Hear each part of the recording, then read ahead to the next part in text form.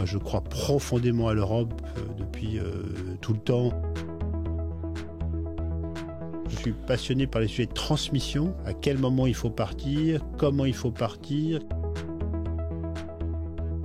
Moi, j'ai plein d'échecs, j'aurais aimé être sportif de haut niveau, j'aurais aimé être aventurier. Je passe ma vie à interagir pour m'enrichir et d'une intuition m'en faire une conviction.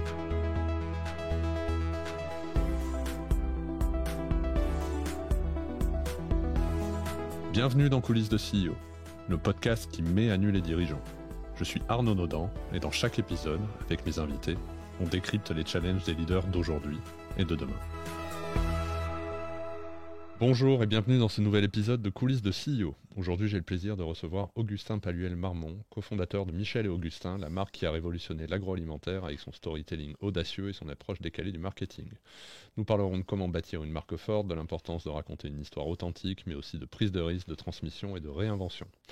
Après avoir accompagné l'intégration de Michel et Augustin chez Danone, Augustin a choisi de se réinventer autour de nouveaux projets entrepreneuriaux à impact. Parmi eux, Embrace, une nouvelle marque de soft drink pensée pour le bien-être et l'équilibre du corps, qu'il a cofondé avec l'ambition de créer une alternative plus saine au soda traditionnel. Nous échangerons aussi sur son engagement pour l'inclusion des personnes en situation de handicap, un combat personnel qu'il porte à travers un projet de cinéma innovant dédié à l'emploi de jeunes porteurs de handicap. Comment traverse-t-on plusieurs vies d'entrepreneurs en restant fidèle à ses valeurs ? Comment embarquer un public autour d'une vision plus forte et surtout comment conjuguer performance économique et impact positif. C'est un honneur de le recevoir. Bonjour Augustin. Salut Arnaud. Où est-ce que tu es né, première partie de ta vie? Est-ce que tu avais déjà des entrepreneurs? Je sais que tu as fait le SCP. Qu'est-ce qui t'a amené là-dedans? Enfin voilà, si tu peux nous dire un peu le point de départ et le début de la construction. Écoute, je suis un Parisien d'une fratrie de 5, avec des parents, une mère orthophoniste, un père qui était à la fois entrepreneur dans une boîte, mais dans une boîte familiale plutôt dans la finance. C'était une épopée familiale qui était historique parce qu'on était nous à la 7e génération, qui était une boîte qui gérait à l'époque la distribution de l'électricité et du gaz en France avant et après-guerre. Voilà, et moi j'ai grandi dans un quartier que j'ai beaucoup aimé, qui m'a pas mal marqué parce qu'il était très cosmopolite, moi je suis parisien pur et dur, avec des attaches très fortes dans le Pays de Caux et dans les Cévennes. Mais j'ai grandi porte de Pouchet aux Épinettes, dans le quartier des Épinettes, et dans des conditions qui étaient très privilégiées, mais dans un quartier qui était très cosmopolite, et j'ai beaucoup aimé cette diversité, cette vie extrêmement joyeuse, très décontractée aussi. Voilà, donc moi j'ai grandi dans ce quartier-là et j'ai beaucoup aimé. Voilà, ça a participé pas mal à ma construction. Puis après, voilà, j'ai fait l'école classique, j'étais assez sportif, très vite j'ai décelé des talents d'entreprendre des projets. J'étais pas forcément dans un cadre bien défini, pas forcément voilà, j'étais jamais un très bon élève, mais j'étais pas mauvais non plus, je faisais ce qu'il fallait. Voilà, j'avais une forme d'originalité, de personnalité, envie d'entreprendre, beaucoup d'énergie, de passion, de vision, et c'est petit à petit que ça s'est dessiné. Voilà. Alors pourquoi, si on rentre dans le vif, pourquoi la gastronomie? Pourquoi cette idée? Pourquoi cet angle? Alors moi j'avais monté une première, j'étais passionné au départ par le tourisme, moi et le voyage, donc j'avais bossé un peu au Club Med et chez Air France. J'avais monté une première boîte dans les nouvelles techno un peu par hasard, où j'étais associé minoritaire mais un polytechnicien, qui était les prémices de l'IA. À l'époque c'était le labo d'IA de Polytechnique avec Michel Sebag. Donc moi j'avais pas vraiment ma place, mais je me suis retrouvé là par hasard parce que je voulais entreprendre, donc ça s'était pas très bien passé. Parce que c'était assez, un peu, je vais pas dire violent psychologiquement, mais c'est une époque, en plus j'étais un peu fragile, c'était post-études, je devais avoir 22 ans, c'était vraiment mes tout débuts. Mais je voulais entreprendre, et en fait je vous raconte ça parce qu'après cette époque avait été un peu compliquée, et j'étais un peu lessivé. J'ai voulu apprendre de mes 2 mains, de mes 10 doigts, un savoir-faire gestuel. Donc moi j'aime mieux parler du geste que de la main. Et j'avais fait des études un peu académiques en faisant le SCP, même si je n'étais pas du tout brillant académiquement, mais je trouve que de savoir faire quelque chose de ses doigts, ça me manquait. Moi, j'ai des copains qui étaient médecins, chirurgiens, qui étaient architectes, qui savaient faire, et moi, je ne savais pas faire grand-chose. Donc j'ai commencé cette découverte-là dans le boulanger qui était en bas de chez moi. À l'époque, je vivais dans le 6e et qui m'a pris un peu par hasard. Voilà, j'ai toqué à la porte, il m'a dit écoute, venez faire le four demain à 3 heures du mat. Donc je me suis pointé. Puis en fait, il fallait que j'apprenne à enfourner et défourner des baguettes du four. Puis après, il m'a dit mais attends, pourquoi tu n'apprends pas à faire du pain? Et c'est vraiment Jean-Christophe qui m'a donné envie d'approfondir cette découverte-là et qui m'a dit mais tu devrais même essayer de passer un CAP boulanger. Alors aujourd'hui, c'est un peu mainstream, mais il y a 20 ans, ça ne l'était pas. Et donc, c'est lui qui m'a donné envie de passer un CAP boulanger en candidat libre. C'est comme ça que cet amour un peu du pain, puis après j'ai pris des cours de pâtisserie à la mairie de Paris, puis après j'ai passé une année avec un vieux copain qui s'appelait déjà à l'époque, c'était le même, Michel, a visité les 1263 boulangeries de Paris, parce qu'on était passionné du sujet, qu'on voulait donner un peu aux Parisiens la clé de lecture pour appréhender ce que c'était qu'une bonne baguette, un pain sur pouliche, qui était Paul, pourquoi Poilane était rue du Cherche-Midi, c'était quoi un four à bois. On avait même inventé un sentier des grandes boulangeries pour traverser Paris en découvrant les meilleures boulangeries. Donc voilà, c'est un cheminement qui est un peu de bric et de broc, mais qui s'est dessiné autour de l'amour du pain, de la pâtisserie et surtout d'un savoir-faire gestuel. Tu avais déjà l'idée de Michel et Augustin quand tu as fait ça, ou c'est vraiment finalement le parcours qui vous a amené à vous dire bon, on pourrait peut-être lancer une boîte là-dessus? Non, Parce que c'est quand même assez curieux quand on est, je pense malgré tout, des étudiants SCP qui font un CAP boulanger à côté par amour du geste et du pain, c'est quand même assez unique comme histoire. C'était à l'époque assez singulier, c'est clair, et nous, quand on témoigne auprès des étudiants, moi j'ai toujours et ça c'est aussi parce qu'à l'époque ma femme et ma famille m'ont toujours encouragé dans ces choix un peu étonnants, qui pouvaient paraître étonnants, mais en fait moi j'ai l'impression je dis toujours, quelle que soit l'expérience qu'on vit, qu'elle soit courte, longue, quand on la vit avec passion, engagement, et avec aussi un bon niveau de discernement, de relecture, on apprend toujours des choses passionnantes, et c'est après souvent le fil rouge se dessine. Donc moi j'ai des copains qui eux partaient dans des carrières très tracées, très classiques, et dans lesquelles certains ont cartonné, se sont vraiment épanouis, d'autres un peu moins. Et oui, moi ça faisait un peu le gars, il avait bossé un peu chez Air France, un peu au Club Med, il avait monté une première boîte qui avait un peu losé, même si je m'en étais bien sorti avec beaucoup de chance financièrement très bien, parce que ça avait été revendu après. Puis après j'ai passé un CAP boulanger, des cours de pâtisserie, puis il passe une année. Donc ça faisait un peu de bric et de broc, mais en fait tout ça, il faut se faire confiance. Et moi, j'ai toujours vécu ces expériences avec du discernement, en me disant est-ce que j'ai aimé, là où j'étais bon, là où j'étais pas bon, est-ce que c'est le bon terreau pour moi? Donc moi, j'encourage beaucoup les jeunes à multiplier les expériences avec passion, authenticité et le bon niveau de discernement aussi pour apprendre.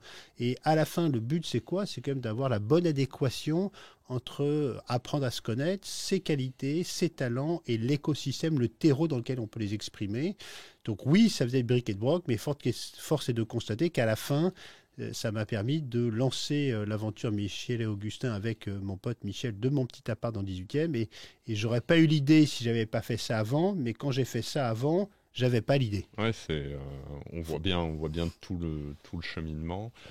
On en parlait la dernière fois qu'on s'est vu, ce qui a notamment contribué au succès. Je pense plein de choses, mais disons moi, ce qui m'a marqué, c'est la marque, c'est l'histoire racontée autour de Michel Augustin. Est-ce que tu peux nous parler de cette partie-là et finalement, au-delà du produit, mais est-ce qu'on pouvait se différencier à ce moment-là, si on rentre là-dessus, ou est-ce que c'est le produit finalement qui a fait le succès, ou est-ce que c'est l'histoire, le tourbillon du goût, le positionnement? Je pense que ce qui a fait le succès de cette aventure, c'est l'authenticité et la passion. Alors évidemment, on sortait pas de nulle part, c'était pas entre guillemets par hasard, même si on a eu beaucoup de chance. Mais on a eu cette intuition de se dire, moi j'avais pris des cours de pâtisserie à la mairie de Paris, et quand je pâtissais le week-end avec mes enfants, rue Hermel dans le 18e, là sur les flancs nord de la butte Montmartre, il fallait souvent, moi je faisais des trucs très bons, avec des ingrédients très simples, et c'était vraiment à la fin, c'était cool. Et quand on allait en supermarché à l'époque, je me souviens du Franprix rue du Poteau, à gauche, là, quand on quitte la mairie, il fallait souvent un prix Nobel de chimie, et c'était il y a 20 ans, parce que évidemment aujourd'hui ça paraît très banal ce que je vous dis, mais il y a 20 ans, il fallait un prix Nobel de chimie pour décrypter les étiquettes. Donc moi je me suis dit, avec tout ce que tu as appris, est-ce qu'on ne peut pas remettre le goût au cœur de l'alimentation des Français, entre guillemets, avec des ingrédients simples, des recettes compréhensibles par tous. Et l'autre intuition qu'on a eue, c'était de se dire, on ne va pas inventer une marque on ne va pas faire sortir les grands-mères d'un placard, on va simplement raconter une histoire qui est la nôtre, de deux jeunes, puis après d'une tribu, ce qu'on appelait, passionnés, authentiques, enthousiastes, et on va essayer de la raconter un peu en temps réel, de manière évidemment un peu rigolote, puisqu'on a plutôt la pêche, en commençant par raconter l'histoire sur notre premier média, qui étaient nos packaging. Hein. Moi, je me très très bien sur ma table de ma salle à manger Ikea, où il y avait le premier packaging à écrire. Donc, qu'est-ce que tu dis? Et on s'est dit, mais en fait, c'est ça notre petit journal. On va raconter l'épopée de Michel et Augustin qu'on incarnait. Donc, le talent qu'on a eu à cette époque-là, c'était quand on reprend cette phrase Michel et Augustin, virgule, les trublions du goût.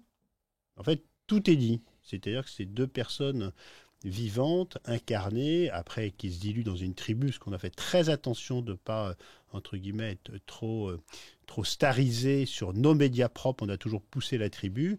Mais c'est ça, cette intuition, c'est à la fois la qualité produit, très important, et un narratif authentique et un peu singulier. Et c'est ces deux piliers-là, plus la rénovation des formats de proximité alimentaire, plus l'arrivée des médias sociaux, plus le vent qui souffle autour de l'entrepreneuriat. Donc on a eu aussi un concours de circonstances, un alignement de planètes qui nous a été très favorable. Mais le succès, entre guillemets, j'aime pas ce mot-là, c'est vraiment à la fois une marque authentique, narrative, et qui racontait une histoire vraie en temps réel portée par une tribu de trublions, mais c'est indissociable d'une qualité produit avec un bon rapport qualité-prix, parce que si tu as l'un sans l'autre, ça marche pas. Donc c'est les deux qui sont très importants. Avec le recul, qu'est-ce qui a été finalement le plus dur dans cette aventure? Écoute, le plus dur, je pense que ça a été de garder un équilibre personnel. Hein. Moi, je suis quelqu'un de très entier, très engagé, passionné. Et moi, j'ai essayé de me gérer un peu comme un tableau de bord d'une voiture avec plein d'indicateurs qui sont vert, orange ou rouge. Et je pense que rétrospectivement, j'ai sans doute donné, entre guillemets, trop à cette aventure au détriment de périmètres peut-être plus personnels.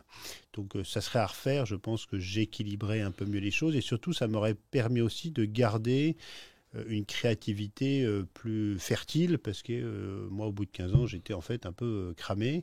Donc je pense que le plus dur, c'était j'aurais dû mieux me gérer. Oui, comme on a eu plein de difficultés, on a failli se prendre le mur de mémoire, c'était 2009, donc c'est-à-dire 5-6 ans après, problème de trésor et compagnie.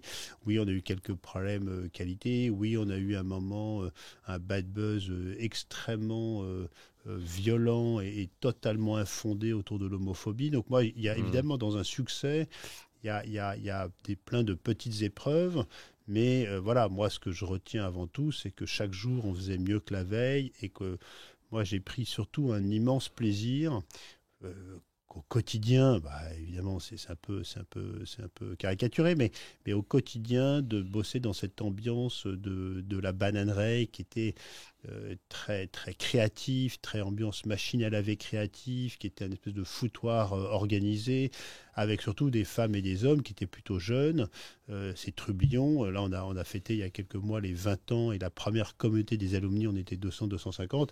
Moi c'était ces rencontres, cette joie de bosser ensemble, et la joie qu'on a eu aussi de rencontrer, parce que l'aventure était un peu médiatisée, était populaire, était pour quelques centaines de milliers de Français du quotidien, on a eu l'occasion de rencontrer des gens hors normes. Et moi qui ne suis pas hors normes, je m'inspire, j'apprends, je questionne.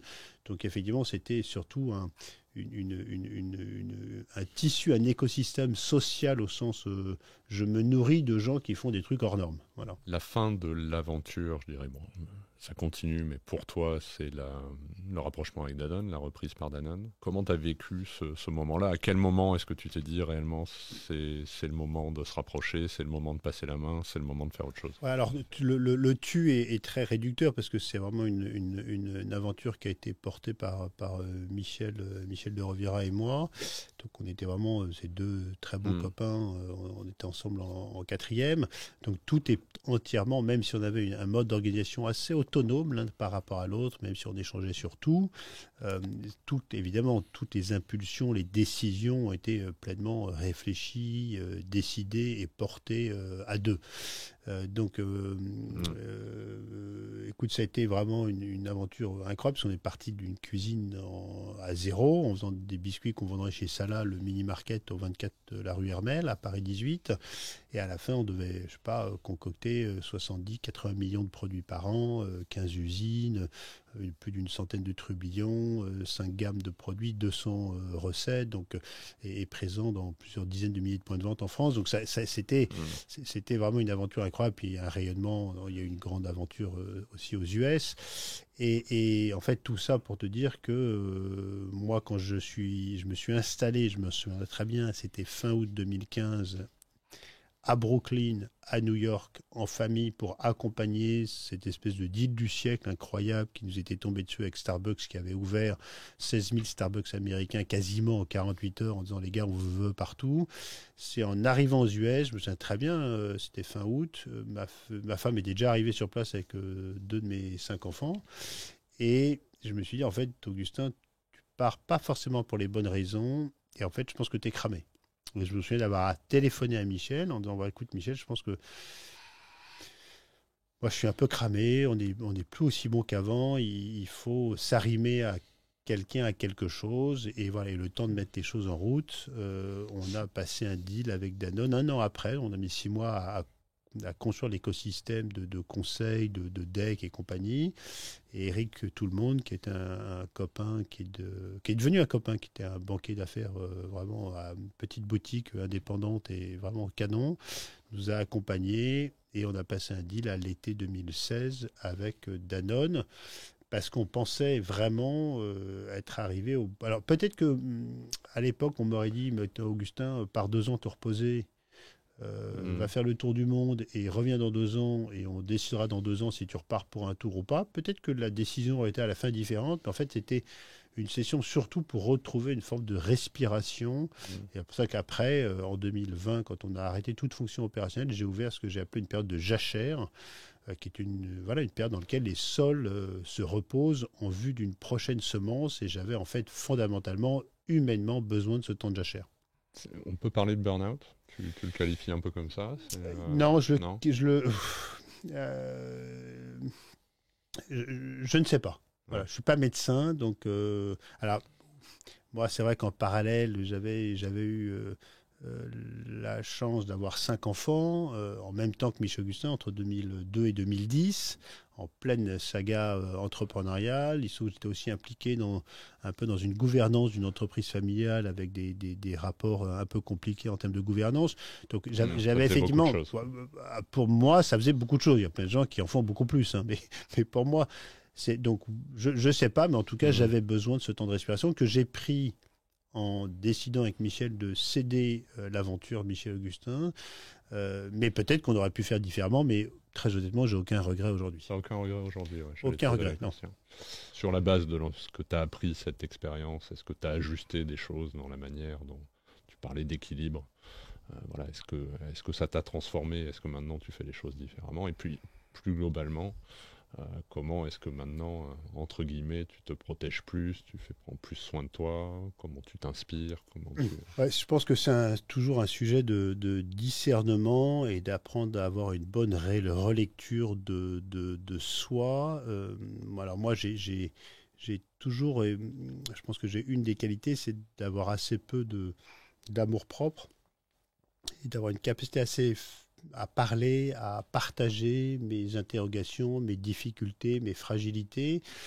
Donc moi, au niveau professionnel, je passe ma vie, entre guillemets, à ce que j'appelle échanger à cerveau ouvert. C'est-à-dire que moi, je ne sais pas grand-chose, donc dès que j'ai une idée, j'appelle une personne, puis une deuxième, puis je fais un conf call, puis je fais un brainstorming. Donc moi, au niveau professionnel, que ce soit sur des sujets techniques ou sur des sujets de management ou de stratégie, je passe ma vie à interagir pour m'enrichir et d'une intuition, m'en faire une conviction. Voilà, et pareil, moi, j'ai ma mère qui était orthophoniste. On a été baigné dans notre enfance et adolescence par une grande ouverture en termes de psychologie. Donc moi, en fait, en tant que citoyen, j'ai des convictions et j'aime construire des projets qui portent mes convictions, que ce soit des projets personnels, associatifs, entrepreneuriaux et au sens économique, entreprise. Donc voilà, moi j'ai plein de choses qui m'animent dans la vie et donc j'essaie de trouver des projets qui me permettent d'exprimer mes convictions. Voilà. Donc avec les talents que j'ai. Donc c'est comme ça. Et donc c'est une façon de réfléchir un peu de manière différente et peut-être pour anticiper, là, tu le disais tout à l'heure de manière dans ton introduction. Là, après ce temps de jachère dans lequel j'ai essayé d'être fertile, j'ai envie de repartir à ce que j'appelle à la mine entrepreneuriale. Et donc, ma réflexion de départ, c'est quel est le message, là aussi, c'est entre guillemets, que je veux porter au monde. Et un message qui vient de mes tripes, qui est au départ une intuition, puis après tu en fais une conviction argumentée, puis tu embarques des gens autour, mais c'est quel est le message que je veux dire au monde et comment être capable de monter un écosystème pour que ce message soit diffusé et impacte les gens autour de moi et peut-être plus qu'autour de moi. Donc moi je pars d'une intuition qui devient une conviction et cette conviction je me dis comment je peux la porter. Donc là aujourd'hui un des thèmes qui m'anime profondément c'est on va dire, redonner le goût de l'Europe. Moi, je crois profondément à l'Europe depuis tout le temps. Moi, j'ai un drapeau européen sur un mât dans mon jardin à Paris. Depuis tout le temps, personne ne connaît la devise de l'Europe, de l'Union européenne. Personne ne connaît la date de la fête de l'UE. Moi, c'est un truc qui m'anime parce que je pense qu'on a une singularité et qu'on a une voix à porter dans le monde qui est quand même dans un chaos complet. Et donc, moi, je me dis, j'aime cette Europe-là, je veux redonner le goût de l'Europe. Et comment le faire, à part t'en parler là, où il y a peut-être quelques dizaines, milliers de personnes, je ne sais pas quel. Tu vois, mais j'aime, si tu veux le porter de manière plus large, moi je me dis tiens, je vais bâtir une marque qui va porter ce message-là, que j'ai cofondé avec 47 Européens, et on va essayer de déployer à travers ça les meilleures boissons du monde à partir des meilleurs fruits d'Europe. Donc j'en dirai pas beaucoup plus pour l'instant, parce qu'on est vraiment au tout démarrage, mais c'est ça, moi dans mes projets, c'est que je peux, entre guillemets, être un acteur ou un contributeur, que s'il y a des choses qui viennent, voilà, bon, on n'est pas là des tripes, parce qu'en fait, moi, j'ai envie de dire des choses. Je pense qu'on a tous des choses à dire. Il faut être capable d'écouter l'autre, de respecter l'autre, de changer son point de vue, de nourrir son point de vue personnel de ce que l'autre te dit. Donc il y a très important cette capacité d'écoute, de compréhension. Pourquoi la personne me dit ça? Qu'est-ce qu'elle essaye de me dire et en quoi ça peut nourrir mon point de vue? Et moi, je le fais à travers plein de projets perso, associatifs ou entrepreneuriaux. Sur ce sujet, donc ta conviction et ce que tu veux dire sur l'Europe, tu l'avais avant ou ça vient de ce moment de jachère? Non, je l'ai eu, en fait, c'est assez étonnant, je l'ai eu en 2015 et j'ai même eu l'idée de faire un shift chez Michel Augustin et de préempter cette thématique de l'Europe à travers la marque Michel Augustin en créant des marques un peu sœurs dans chacun des pays, un peu une ambiance jeu de cette famille. Puis voilà, comme je te l'ai dit, on était à la fin d'un cycle, donc ça c'est voilà. Mais j'ai mis, là on est en 2025, ça fait 10 ans que cette idée-là je l'ai, donc peut-être même un peu plus. Mais il y a eu une prise de conscience, un événement, Non, c'était une. Ah, évidemment, le Covid a accentué cette réflexion dans le sens où on sait qu'aujourd'hui, ce n'est pas raisonnable de consommer le monde comme avant et qu'on a la chance et qu'à portée de de vélo, de rando, de train. On a un territoire de jeu exceptionnel, qui sont ces 47 pays européens, qui sont magnifiques, avec des cultures dingues, avec des langues fascinantes, avec de la gastronomie incroyable. Donc voilà, on sait qu'avec le Covid, on ne peut plus consommer le monde comme avant, et qu'on sait que voilà, l'Europe a une place singulière dans le monde, et qu'il faut arriver à fédérer. Nous, dans la boîte qu'on a montée, alors, c'est un peu tarte à la crème aussi, mais c'est vraiment une entreprise à mission, et dans laquelle on marque dans nos statuts que notre objectif, c'est de cristalliser une forme d'identité européenne, de développer un symbole de l'Europe, et pour l'Europe, pour les Européens, et aussi dans le monde entier. C'est la raison d'être de Ouais, Embrace. avec une voilà, alors là on n'en parle pas trop parce qu'on est au tout début, mais on va y aller en soft launch pour voir comment ça se passe. Mais à la fois on a des très grandes ambitions, mais beaucoup d'humilité. 47 actionnaires, tu disais. 47 cofondateurs, ouais. un par pays de l'Europe, qui sont qu'on appelle des country co-founders symboliques, mais ils sont vraiment co-founders. Voilà, et voilà, donc on a développé tout un narratif. On a vraiment des très très bonnes recettes pour démarrer. Mais voilà, je ne veux pas en dire beaucoup plus, qu'on est vraiment au tout démarrage. Et moi, j'ai vu tellement de gens aller trop vite, trop fort et planter. Moi, une des clés de la réussite de Michel Augustin, c'est aussi été le temps d'apprendre. Et c'est pas parce que tu as fait une fois un tour de magie que tu vas en faire un deuxième. Moi, je me dis, je me considère un peu comme, pour ceux de notre génération, les jeunes ne connaissent pas, mais moi, je me considère un peu comme Michael Chang, le mec qui revient sur le circuit 20 ans après avoir gagné un grand chelem. On lui dit, moi, je suis Michael Chang, je retourne d'abord sur les tournois satellites avant de prétendre à jouer un grand chelem. Donc, on y va avec beaucoup de méthode, beaucoup de conviction, de passion, avec une super petite équipe, mais vraiment, on est sur les satellites pour apprendre, voilà, parce que la balle a changé, le terrain, la terre battue est plus la même, parce que les règles du jeu ont un peu changé, l'arbitre n'est plus le même, les spectateurs sont plus les mêmes. Donc il faut tout apprendre, tout appréhender, parce que tout est différent d'il y a 20 ans. Souvent, quand je discute avec des entrepreneurs, enfin tous disent que le début de leur histoire entrepreneuriale, c'est l'identification d'un problème et qu'ils ont créé un produit, une solution pour répondre à ce problème. Toi, le problème que tu identifies aujourd'hui, c'est le problème de l'Europe? Je trouve ça assez, c'est ça qui m'interpelle et m'intéresse Oui, beaucoup dans ton projet, c'est de dire finalement, ok, à la fin, il y a du soft drink, mais finalement, le problème, c'est le problème d'identité européenne, de symbole de l'Europe. Ouais, moi je pense que c'est pas un problème, c'est une opportunité. Et oui, la réflexion, ma façon de réfléchir est un peu singulière, parce que je suis parti un peu comme Michel Augustin, quasiment d'une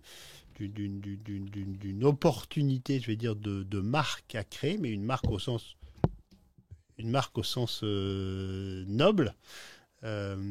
Pour moi, une marque, c'est vraiment un média qui peut impacter le monde de manière positive si elle dit des choses cool et utiles. Et en parler, je me dis, mais comment exprimer cette marque-là? Et moi, voilà, je trouve que les boissons, c'est un truc très, très mass market, c'est très dans le partage, c'est très dans la communauté. Le poids des marques est très important. Donc, c'est cette double réflexion-là. Mais oui, moi, ça peut paraître un peu surréaliste, mais le point de départ, c'est l'opportunité de cristalliser un sentiment d'appartenance à un continent, à une forme de culture aussi commune. C'est ça le point de départ d'Embrace ou d'Embrace, comme on dit, et dont la tagline est European Vibes. Donc c'est vraiment ça qui nous porte. Et quand je te montrerai, quand tu verras tout ce qu'on a créé, on est au tout début, mais je trouve que le truc est cool. On s'est fait un peu peur, parce qu'on n'y arrivait pas pendant longtemps. Et ce qu'on va proposer aux consommateurs reflète pour une V1 assez bien ce qu'on avait en tête. Est-ce que tu as une ambition particulière? Est-ce que c'est chiffré? Est-ce que quand tu te lances dans un projet, tu te dis, voilà, je vais mesurer comme ça et comme ça si j'ai atteint mon ambition? Écoute, moi je pense que c'est des très bonnes questions et auxquelles tu réponds de manière différente au fur et à mesure du déroulé de ta vie. Moi, j'aurais pas répondu la même chose il y a 20 ans qu'aujourd'hui, et je veux dire, heureusement. Et moi, la question qui m'anime tous les jours, c'est cette question assez simple qui est: qu'as-tu fait tes talents? que fais-tu de tes talents? Que vas-tu faire de tes talents? Et voilà. Donc moi, j'essaye d'y répondre aujourd'hui à travers cette aventure européenne. Je l'ai fait je me suis souvent posé la question, le Michel Augustin, tout ça pourquoi? Et évidemment, il y a 20 ans, j'avais une soif de reconnaissance, j'avais envie de réaliser un patrimoine, mais je te disais tout à l'heure, la plus grande source de joie en relisant cette épopée Michel Augustin, c'était le plaisir de bosser avec des femmes et des hommes que j'ai trouvé vraiment topissimes, avec qui on est resté avec beaucoup en contact très très fréquent.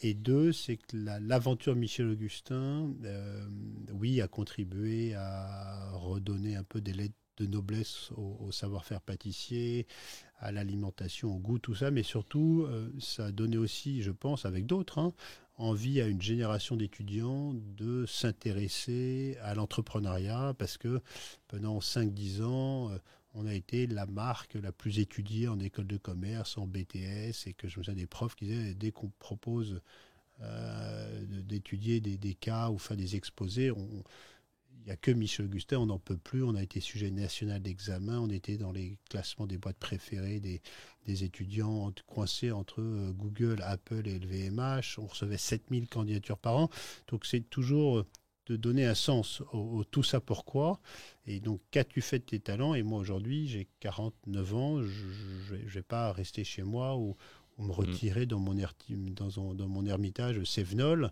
à 480 mètres d'altitude, où le premier voisin est à 7 km, je pense, et peut-être que ça manque d'humilité, que j'ai des talents tu peux encore offrir, ouais. Tu peux encore contribuer. Que je peux, mes talents que je peux mettre au service de convictions auxquelles je crois et qui peuvent, selon mon point de vue et à mon petit niveau, contribuer à un monde meilleur. J'ai essayé de le faire en me mariant et d'avoir une vie de couple épanouie, avec des enfants, avec ma famille, avec mes amis. Et voilà, donc moi c'était cette question on s'est occupé pendant 3 ans avec ma femme, on était très impliqués dans un mouvement scout auprès de 300 enfants, dont 70 aînés de 17 à 25 ans. Et les 2 questions qu'on leur a confiées quand on a quitté cette animation après 3 ans, qui était un engagement extrêmement lourd mais passionnant, très prenant, c'était ces 2 questions. C'est comment vas-tu vraiment? C'est une question que tu adresses à l'autre pour te mettre à l'écoute de l'autre, de t'intéresser à l'autre. Comment vas-tu vraiment? Et une question pour eux qui était qu'as-tu fait de tes talents? Parce que je pense qu'on peut passer à côté de ses talents, on peut le regretter après et que c'est un peu con. Donc moi, c'est vraiment une question qui m'anime. Je voudrais qu'on parle d'un autre de tes combats où là aussi, je dirais, tu as allié conviction et projet entrepreneurial, finalement projet impact. C'est ton combat pour le handicap, ou du moins l'inclusion des personnes en situation de handicap. Est-ce que tu peux nous parler de cela? Alors, j'aime pas le mot combat, parce que c'est pas un mot qui résonne pour moi. En tout cas, c'est pas le mot que je choisirais pour définir mon engagement. Moi, il se trouve que un peu oui, la vie m'a fait jeune de côtoyer le handicap. J'avais un cousin germain de mon âge qui était déficient mental, avec qui j'étais très proche. Il se trouve que étudiant, j'ai fait un truc assez étonnant. Là aussi, c'est un peu la joie des rencontres où pendant 6 semaines, je venais de passer le bac et j'étais parti rejoindre un copain près de Boston, à Hampton Beach, qui vendait des t-shirts sur la plage. Il m'a dit reviens, rejoins-moi et viens vendre des t-shirts avec moi. Et je suis allé le rejoindre et je me souviens que la première matinée où j'ai commencé à vendre des t-shirts avec lui, en fait, quand il n'y avait pas la bonne taille, donc si quelqu'un voulait un L et on n'avait qu'un M, on partait dans la réserve, on déchirait l'étiquette, on découpait l'étiquette, et on tirait sur le t-shirt et on revenait en disant voilà, on a trouvé le L. Donc je raconte l'anecdote parce que moi j'étais pas à l'aise et puis j'étais très mauvais vendeur de t-shirts, donc j'ai été viré et je sais pas comment ça s'est fait. J'ai trouvé un job un peu d'aide-soignant de Jimmy, qui était un handicapé très lourd, mental et physique, et qui était en fauteuil, il avait une couche, il avait un tuyau pour faire pipi, il avait une trachée là au niveau de la gorge pour le nettoyer. Donc je me suis retrouvé dans ce truc et c'était totalement improbable et j'ai failli démissionner tout de suite. Puis en fait, j'y suis resté. Puis j'ai adoré cette expérience pendant 6 semaines. Donc voilà, j'avais un peu de sensibilité et il se trouve que complètement par hasard, la vie m'a réservé un bonheur que je ne souhaite à personne parce que à la naissance de mon quatrième enfant, qui est une fille, on a découvert le jour de sa naissance qu'elle était porteuse de trisomie 21. Et c'était quelque chose auquel je ne savais même pas que c'était possible, donc ça a été extrêmement compliqué à gérer. C'était un tsunami personnel qui, avec la relecture, on en a fait des caisses, alors que oui, non, mais je ne veux pas dire que c'est facile, mais voilà. Donc c'est quand même un truc un peu compliqué à gérer quand on te l'apprend le jour de la naissance. Et j'ai justement, donc ça a été très dur à vivre. Un bonheur que je souhaite à personne. C'est grâce à Sarah, c'est vraiment pour moi une boussole du discernement quotidien sur cette question: qu'as-tu fait tes talents?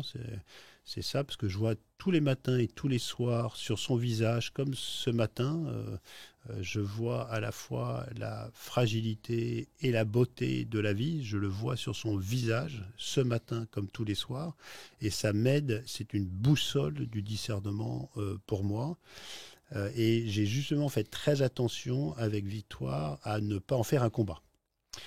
Et le jour où je voulais m'investir dans la cause, avoir le bon niveau de mise à distance, parce que justement sur ces sujets qui sont une douleur à vie, qui reste une douleur à vie, de ne pas être dans une forme d'émotion, d'agressivité, de revendication.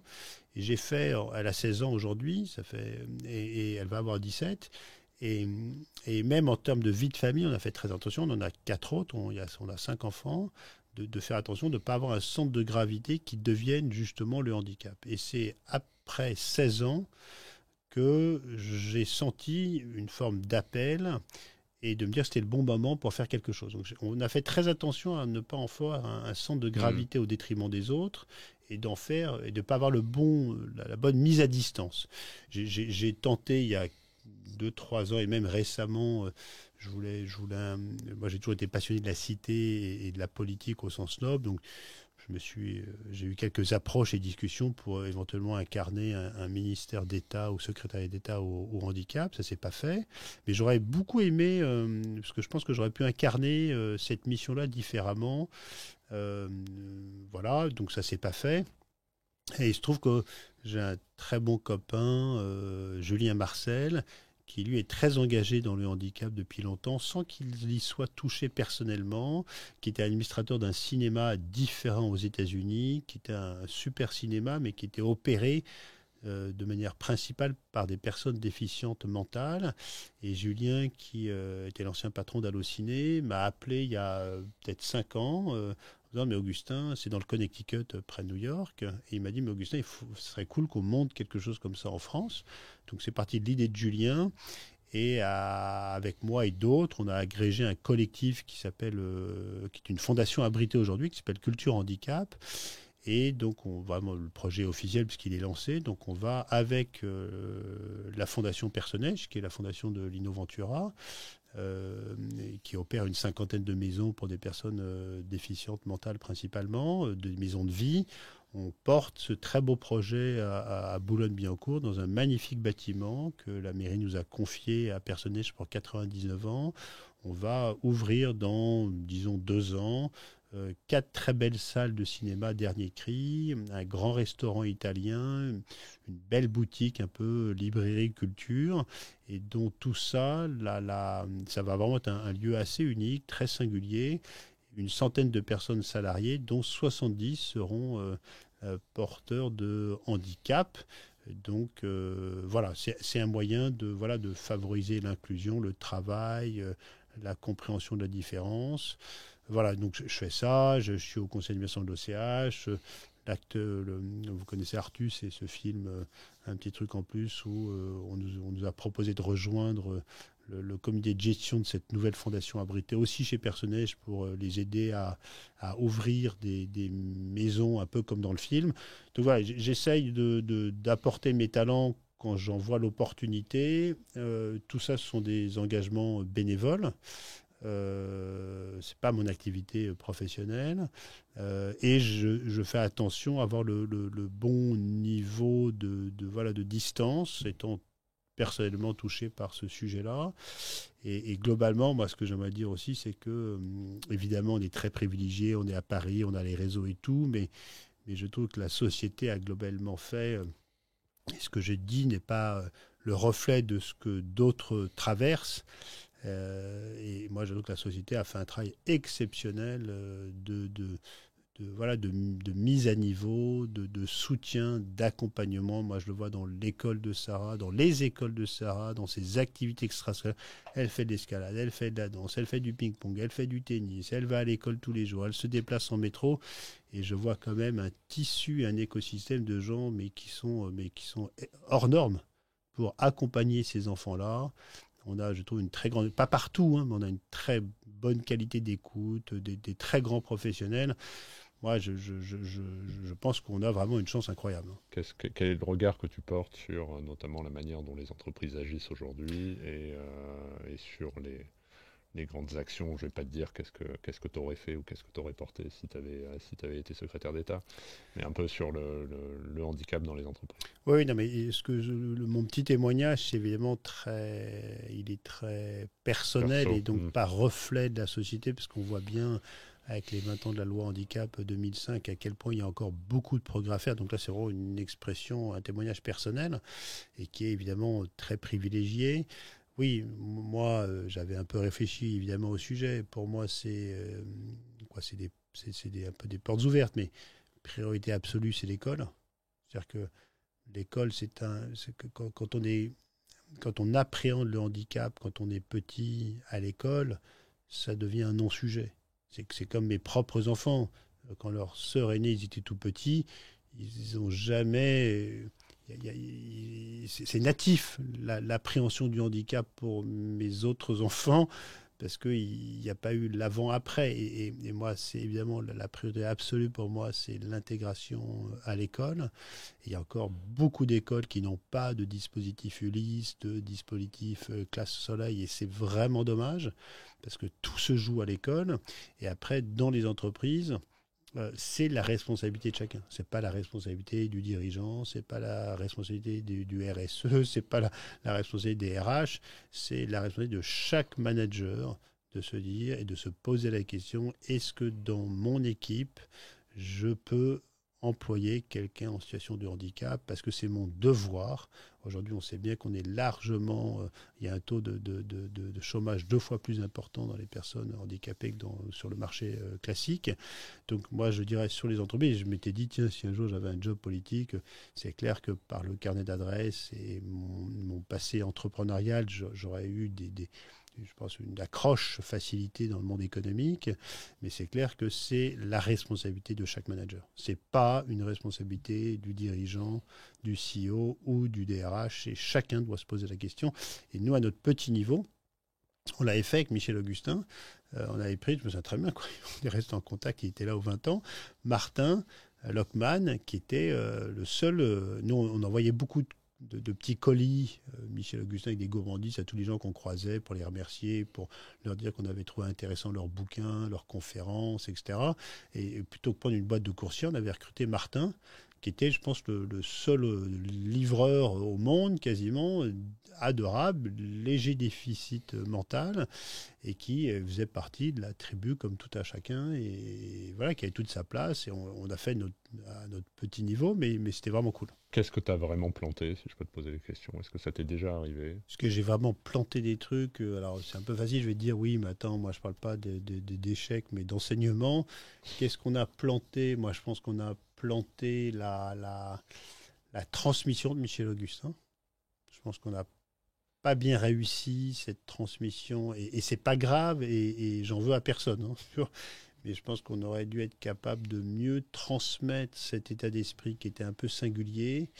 Et je pense qu'on n'avait pas été bon, parce qu'on a voulu s'effacer probablement trop vite, de peur de ne pas partir et d'empêcher ceux qui reprenaient de déployer leur talent. Donc, je sais pas, le mot échec est un peu fort, mais je pense qu'on n'a pas été. Moi, je suis passionné pas par assez bon. Ouais, moi, je suis passionné par les sujets de transmission. À quel moment il faut partir, comment il faut accepter que les gens fassent différemment, mais tout en gardant aussi le côté unique. Donc je pense que, je ne vais pas dire que c'est un échec, mais je pense qu'on a un peu déconné sur cette transmission-là. Mais c'est pas grave, parce que maintenant ça appartient à Ferrero qui va déployer la marque avec ses propres talents et différemment, et tant mieux. Moi, j'ai pas réussi à craquer les US quand on y est allé. Donc, je m'en suis remis assez vite. Hein. Mais on y est allé parce qu'on avait signé Starbucks en 48 heures. C'était un deal et une saga incroyable. Là aussi, c'est un cas d'école en termes de marketing réel. Cette saga était complètement dingue.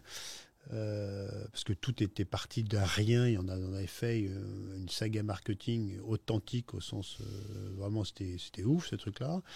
Et donc moi je suis parti m'installer pour amplifier l'installation aux US avec une super équipe, Antoine, David, etc. Et on n'a pas réussi à transformer le truc parce qu'en fait moi je comprenais rien au marché américain et quand on a recruté des équipes américaines on comprenait encore moins. Et moi, j'ai fait la reco en partant, de dire je pense qu'il faut mieux replier et pour redéployer plus tard. Mais ils ont fait des choix inverses. Donc, je pense qu'aujourd'hui, ça bricole intelligemment, mais on n'a pas craqué. Quoi. Ils n'ont pas craqué. Et moi, je ne l'avais pas fait à l'époque. Voilà, moi j'ai plein d'échecs. J'aurais aimé être sportif de haut niveau, j'aurais aimé être aventurier, Dans j'aurais quel aimé sport, être genre tennis. Ouais. Après, il y a plein de trucs. Oui, ça m'aurait vraiment amusé de faire une incursion limitée, mais pleinement engagée en politique. J'ai pas réussi. Et souvent, moi je dis, quand tu réussis pas quelque chose, c'est qu'en fait tu le voulais pas assez. Voilà. Donc, je pense que là, on a une très bonne amie qui vient d'être élue députée sur une élection législative partielle dimanche dernier. Et quand je vois la construction qu'elle a eue intelligente, sans que ce soit calculé non plus, mais pendant 12 ans d'engagement pour les concitoyens et pour les habitants de la circonscription, c'est pas par hasard. En fait, les choses n'arrivent pas par hasard. Voilà, donc c'est toujours l'aboutissement d'un engagement, d'une conviction, d'un sérieux. Donc quand tu n'as pas un truc, c'est que globalement, tu ne le voulais pas.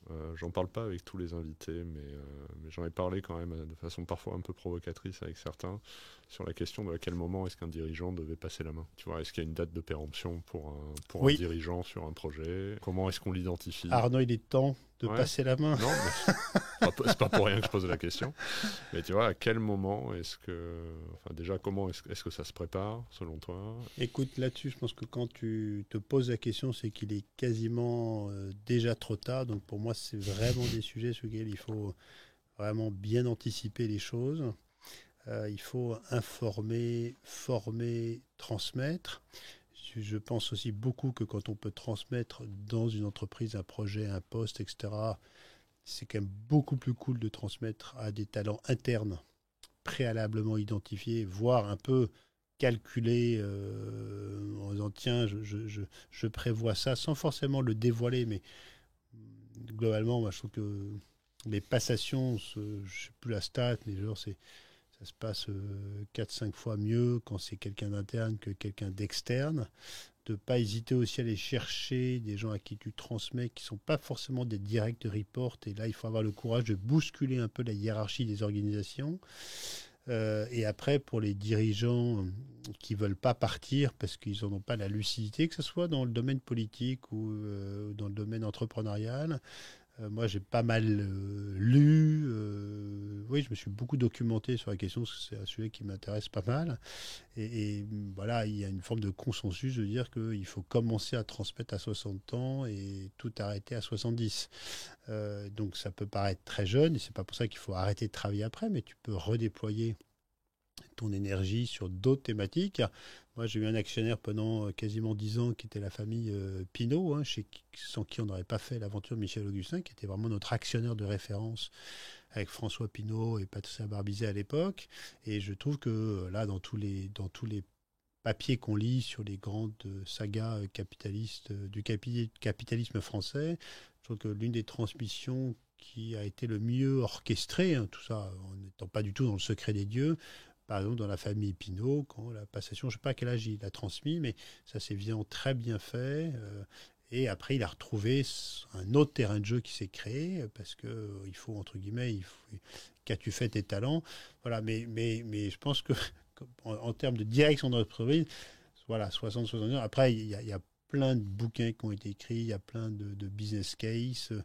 Mais c'est vrai que moi, je suis toujours un peu attristé de voir des femmes et des hommes qui ont été brillants, qui ont construit des choses remarquables et qui ne savent pas step back, transmettre et se réjouir de voir les gens prendre le flambeau. On transmet un flambeau et les clés, hein, c'est deux thématiques différentes. Mathieu Leclerc, qui est l'un des anciens dirigeants de Decathlon, héritier Decathlon aussi, a pas mal travaillé sur le sujet. Donc cette idée, je transmets le flambeau et c'est pas la même chose que de transmettre les clés. Et moi, j'espère qu'un jour, dans ma vie, même sur des sujets perso, j'aurai le courage, la lucidité de transmettre le flambeau, les clés, et de me step back et de me réjouir de voir la pièce de la vie se dérouler devant moi sans être acteur principal ou même acteur secondaire, et d'être dans les tribunes ou dans les coulisses plutôt. Merci beaucoup d'avoir été avec nous aujourd'hui. Merci Arnaud, merci à tous. Le meilleur pour ton nouveau projet. On se languit de voir ça et d'y contribuer. Merci. Et puis pour ceux qui nous écoutent, rendez-vous la semaine prochaine avec un nouvel épisode. Salut. Salut. Merci beaucoup d'avoir écouté cet épisode de Coulisses de CEO. Je vous donne rendez-vous la semaine prochaine avec un nouvel invité. Pour ne manquer aucun épisode, abonnez-vous sur votre plateforme d'écoute préférée et partagez l'épisode, parce que le podcast, finalement, comme les valeurs d'une entreprise, ça se partage. BTO.